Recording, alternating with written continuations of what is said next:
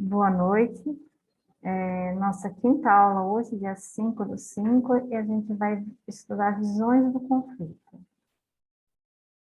O conflito pode ser entendido de forma diferente, dependendo da perspectiva com que é observado. Para Robbins, 2002, ele diz que são 3 abordagens para o conflito e que a gente vai ver a seguir. Então, primeira visão tradicional, o conflito era visto como uma característica negativa no processo administrativo, sendo essa razão contraproducente, resultante de falhas na comunicação e da falta de confiança entre as pessoas. Portanto, poderia ser decorrente de uma falha dos administradores ao gerir as necessidades e as aspirações de seus funcionários. Então, nessa primeira visão, né, que a gente tem na administração nos anos 30, 40, né, 50, a gente tem essa visão de que o conflito era ruim dentro da organização. Só tinha um lado ruim, ele não apresentava nenhum ponto positivo. E que esse conflito ocorria em decorrência da má administração. Então, além de tudo, ainda sobrava para o administrador. Ia ter conflito porque ele não conseguia conduzir adequadamente a empresa. Então, por muitos anos foi assim.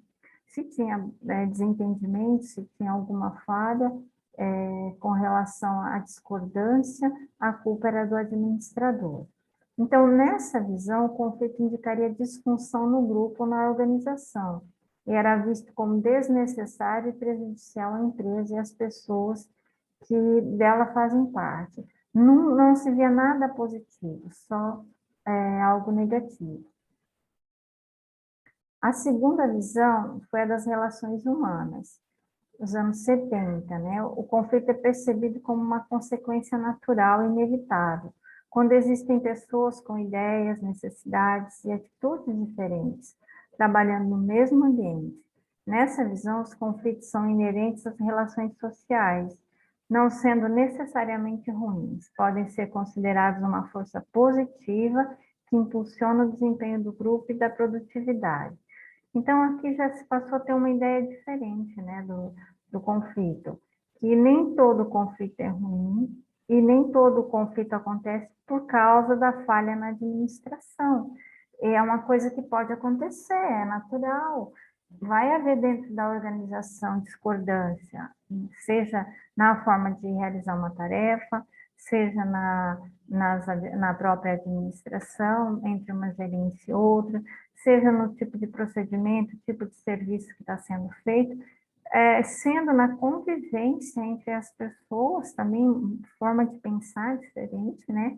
O conflito está apto a existir em qualquer momento. A terceira visão é a interacionista. É a abordagem mais recente, né? Então, essa é a que a gente ainda está nela, que a gente ainda está estudando. Ela é a mais recente de todas, que é a abordagem no qual vê o conflito também como uma força positiva, né? O conflito é considerado necessário para o desempenho eficaz de um grupo e, consequentemente, para a organização, impulsionando a criatividade, a inovação e aumentando, assim, a produtividade. Nessa visão, os gestores são incentivados a provocar, ainda que de forma leve, um clima de conflito na organização, suficiente para tornar os colaboradores autocríticos e criativos. Exige habilidade e competência do gestor, no sentido de controlar o grau e as consequências do conflito gerado. Então, o que se coloca nessa visão? Que o conflito ele é importante, pode-se tirar pontos positivos para a organização, e se não tem um ponto de conflito, o administrador ele tem que procurar gerar alguns pequenos conflitos, mas desde que ele dê conta do quê? De controlar. Se ele for gerar um conflito que ele não tem certeza que ele vai dar conta de cessar, então não faça isso, porque aí vai ser prejudicial. Mas, por exemplo, o que a gente vê muito hoje nas organizações, as pessoas trabalharem por metas. Gente, vocês querem uma coisa mais difícil do que trabalhar por metas? Você tem que atingir a tua cota de vendas, você tem que atingir, final do mês, fechar as metas impostas, as pessoas trabalham sempre de que forma? Estressadas, preocupadas, né? Porque precisam bater as metas, precisam alcançar, precisam dar um jeito de conseguir, porque senão ela pode ter consequências. Então, quando se faz isso, os funcionários, eles vão produzir mais, sim, eles vão produzir muito mais, eles vão estar o tempo todo buscando formas de inovar, né? Buscando novos clientes, buscando atingir, né, suas próprias metas e sempre sendo inovador, sempre sendo criativo. Só que não pode exagerar, porque a pessoa, quando ela está no nível, por exemplo, tem que alcançar uma meta muito alta, um determinado tempo, e às vezes as condições naquele momento são difíceis, o que que acontece? O excesso de estresse acaba gerando desentendimento entre os funcionários, acaba gerando, provocando, né, problemas e acaba sendo, fugindo do controle, né? Então, é nesse sentido.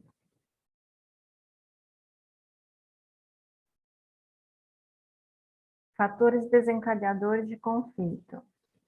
De acordo com Robbins, são denominados conflitos de tarefa, de relacionamento e de processo. Vejam bem, a gente está estudando nesse momento Robbins, né? Então, vamos ver o que ele defende. O conflito de tarefa. O foco principal do conflito de tarefa está no modo como as partes envolvidas percebem e conduzem as atividades que devem ser desenvolvidas. Ele pode ser considerado um conflito funcional, na medida em que melhora o comprometimento dos indivíduos com os resultados alcançados, para que conduza as suas ações no sentido de obter os resultados esperados. É o que eu falei para vocês, nas tarefas, o desenvolvimento de tarefas. Em algumas fábricas, por exemplo, a produção, a pessoa tem que alcançar uma meta determinada, produzir determinados bens em determinado tempo.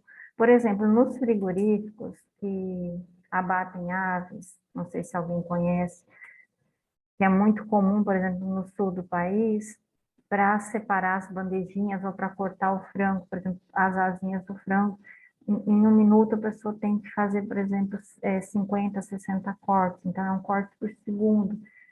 E isso é tudo monitorado. Se o funcionário não consegue, eles vão colocar ele, por exemplo, numa outra sessão. Talvez a sessão que ele vai ser transferido não é uma sessão que ele queira trabalhar, que ele tem vontade, tem aptidão, e aí eles vão tentando, né, encaixar esse funcionário. Se não der certo, o que acontece? Esse funcionário é cortado, por exemplo, das suas funções.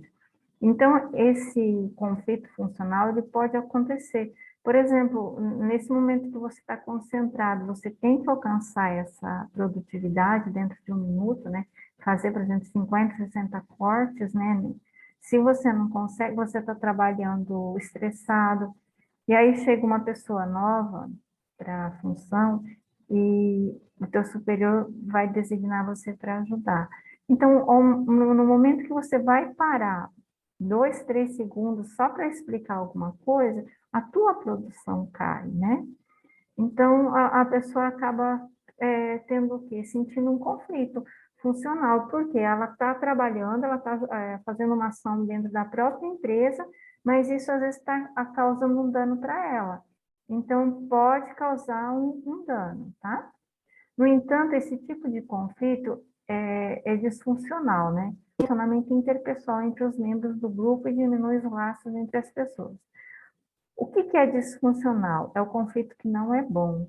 Então, por exemplo, nesse sentido, a pessoa está explicando para outra, ela perde 10 cortes, por exemplo, né? 10 segundos ali falando, ó, ensinando ela a pegar com a faca, ensinando a utilizar a luva que tem na mão, e aí prejudicou. E aí a pessoa não aprendeu, daí 10 minutos a pessoa está incomodando ela de novo, né? Perguntando de novo. E ela vai várias vezes durante o dia, né, fazendo isso. A pessoa não quer, chega no fim do dia, ela não quer mais falar com aquela pessoa, ela não quer mais orientar, ela vai estar mal-humorada, ela vai estar estressada, por quê? Porque na visão dela, né, aquela pessoa que ela estava treinando, que ela foi, no caso, colocada para treinar, acabou trazendo o trabalho dela, prejudicando ela. Então, o que, que gerou? Um conflito disfuncional, que não foi bom. A pessoa no dia seguinte não vai querer ficar perto da outra, né, na rampa de acesso à matéria-prima, né? Às vezes não vai querer por um tempo nem falar com outra pessoa. E a outra pessoa talvez nem entendeu, mas gerou um conflito, né? Conflito de relacionamento, também conhecidos como conflitos socioemocionais, são os mais frequentes. Nesse tipo de conflito, há um desequilíbrio de emoções, pois ele gera desconfiança, questionamento de competência, entre outras ações. Temos outras situações ou fatores que provocam a existência dos conflitos, como a autoestima pessoal, né? A sinceridade, a autoridade, os costumes, a liberdade, a confiança, a competição, a ansiedade, a ambição, a frustração e os sentimentos, né? Paz 2009. Então, por essa razão aqui, os conflitos socioemocionais, por exemplo, pessoas que estão passando por momentos de tratamento, por exemplo, de ansiedade no ambiente de trabalho, sem querer, às vezes, né, sem querer prejudicar ninguém, ela acaba tendo esse comportamento dentro da empresa. Pessoas muito depressivas, né, elas acabam gerando esse tipo de conflito. E também é um conflito disfuncional, ele não é bom. Por quê? Ele não contribui para o desenvolvimento pessoal e organizacional. É um conflito que ganhará mal-estar constante entre os envolvidos, comprometendo o ambiente de trabalho e contaminando seu entorno. Então, às vezes, a pessoa ela está em tratamento, ela ficou afastada uns dias, ela tem que voltar. Aí, nesse período que ela volta, ela está muito esquecida, ela não consegue cumprir adequadamente as funções dela. E aí, ela deixou, por exemplo, de cumprir uma função adequadamente, prejudicou um colega.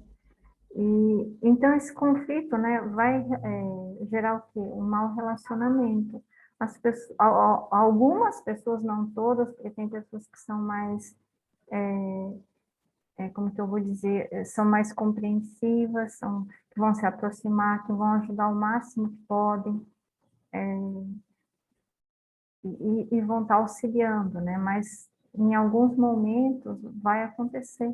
Por exemplo, pessoa que tem baixa autoestima e acaba na organização se sentindo mal, se sentindo inferior, acaba não tendo uma boa produtividade, acaba não se saindo tão bem, né, no desempenho de suas funções. Pessoas muito autoritárias, por exemplo, que não aceitam uma correção, né? Eu passei por uma situação esses dias que eu vi, né, em determinado local, que o supervisor, né, chegou e pediu para o rapaz colocar nas prateleiras determinados produtos, e ele virou as costas e o rapaz começou a xingar dentro do supermercado, né, gritar e falar, depois que ele tinha virado as costas. Todos os clientes ficaram olhando aquilo. O supervisor, ele nem percebeu, ele foi cuidar do trabalho dele, mas ficou tão feio, porque a gente viu claramente que a pessoa que estava fazendo o serviço, ela não estava preparada, ela não estava apta. O rapaz que passou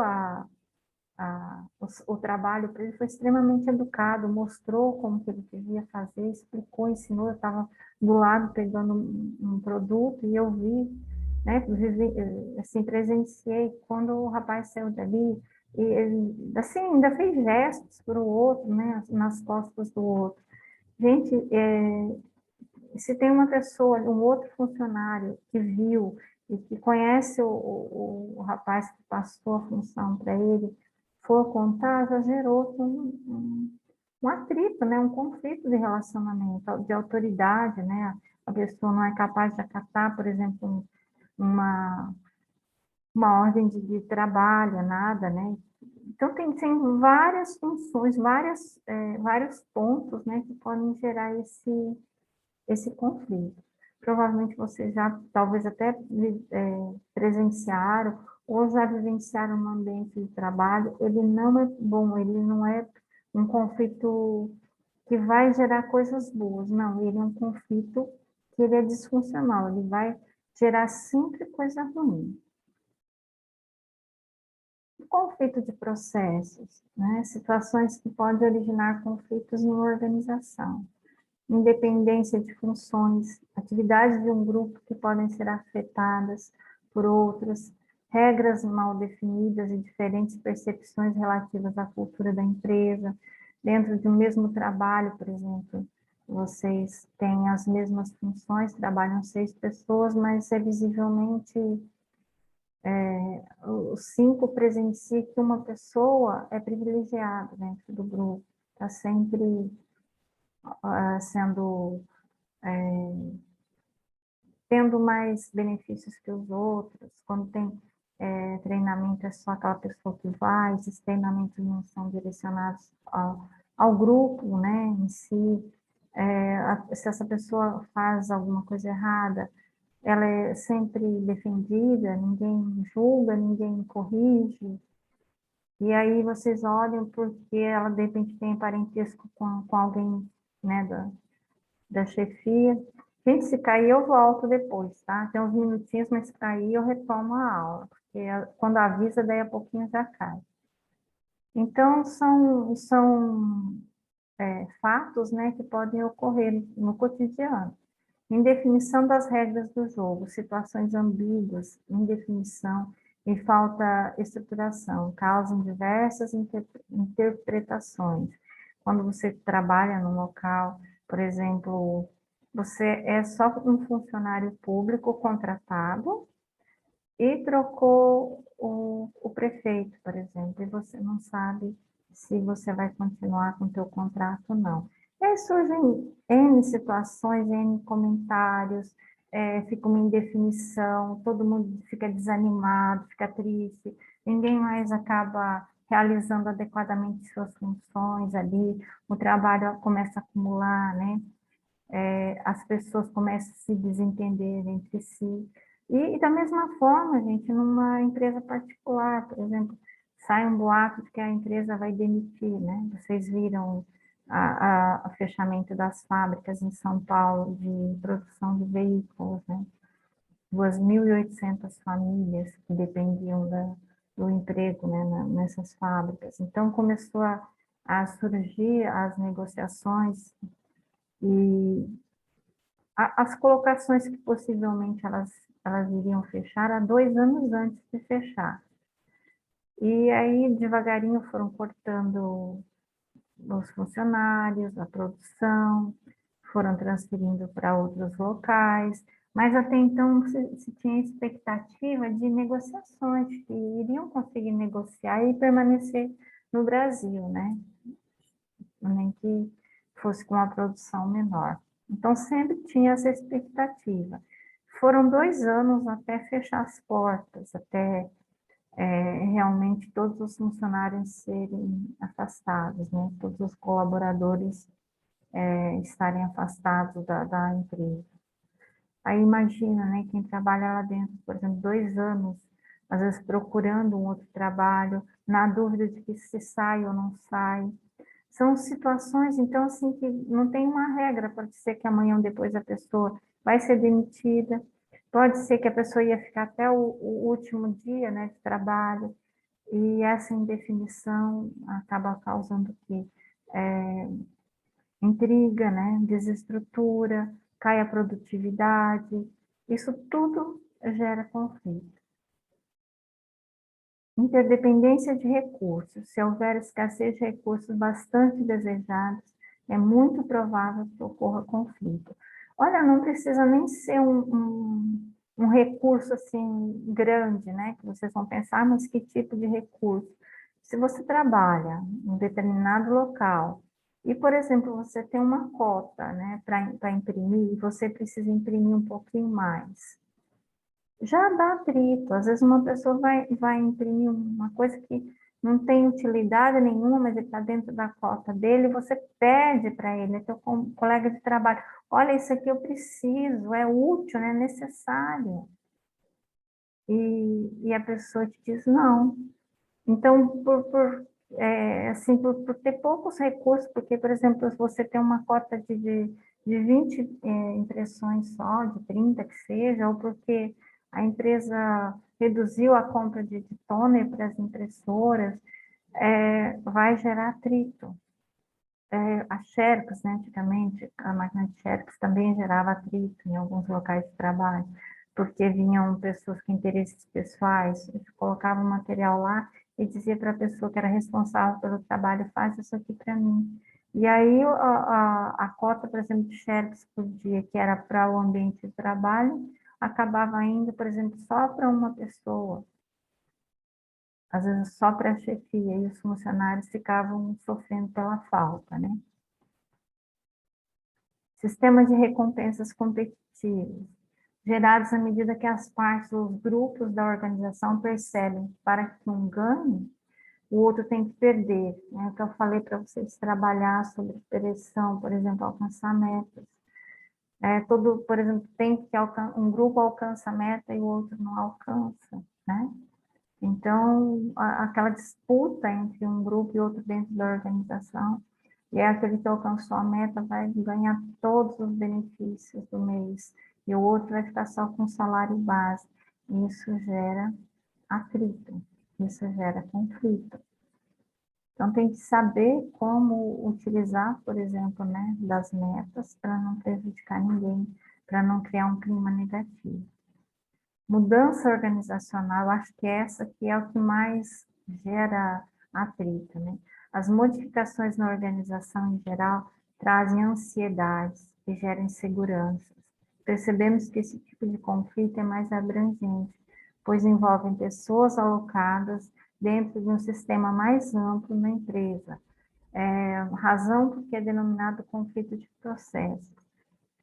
Eu vou dar um exemplo para vocês aqui em Palmas. Por exemplo, eu sei que o Sebrae de Palmas mudou o sistema dele integrado, a parte de informatização, né? A, a forma de utilizar os programas, houve toda uma estruturação. Aí pensem comigo, uma empresa, por exemplo, que os funcionários já estão lá há 20 anos, né? E não estão, talvez, tão aptos a trabalhar dentro dos sistemas novos, né, informática, a parte de informatização, porque tudo que é novidade, ela assusta, né, primeiramente, até a gente aprender. Olha vocês com o portal, né, primeiro, quando mudou, não foi um choque para vocês? Aposto que alguns tiveram, assim, dificuldades para acessar, alguns tiveram dificuldades para localizar as aulas, alguns precisaram de ajuda de outros amigos para conseguir encontrar material.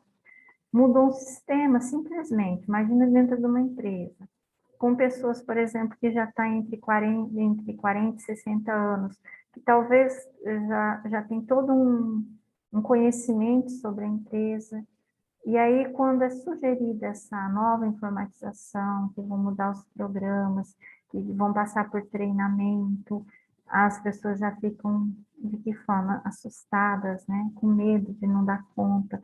Imagina eu trabalhando numa empresa há 20 anos, aí vem um novo sistema de informação para a empresa, né? Para gerenciar um sistema de gerenciamento, e eu não for capaz de aprender rapidamente como é necessário. Então, a gente vai criando, né?